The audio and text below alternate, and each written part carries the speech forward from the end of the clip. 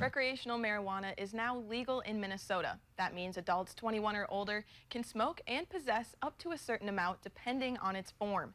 Minnesotans can also start growing up to 8 plants at home.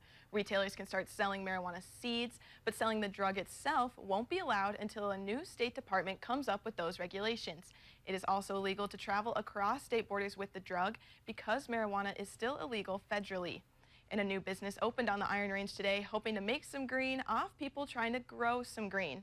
Northern News Now's Natalie Hepner stopped by the new cannabis growing supplies shop to see how day one was going. Growing and smoking marijuana are now legal.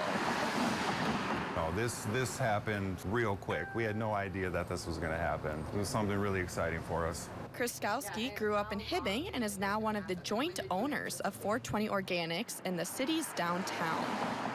We've been working probably for the last 3 months steady on getting this place ready to go. It means everything to come back here and to bring such our dream to the light, to the Hibbing.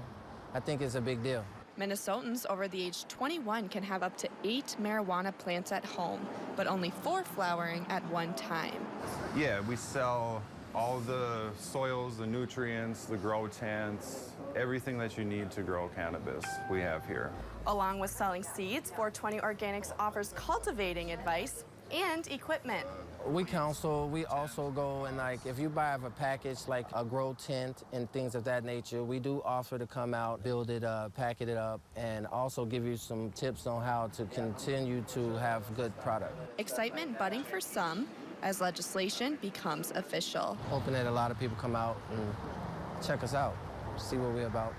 In Hibbing, Natalie Hepner, Northern News Now. And you might be wondering how busy the store was today. Natalie tells us there were some customers there the first hour they opened. Again, a reminder that selling recreational marijuana itself is still illegal until the state establishes the Office of Cannabis Management to help regulate those businesses.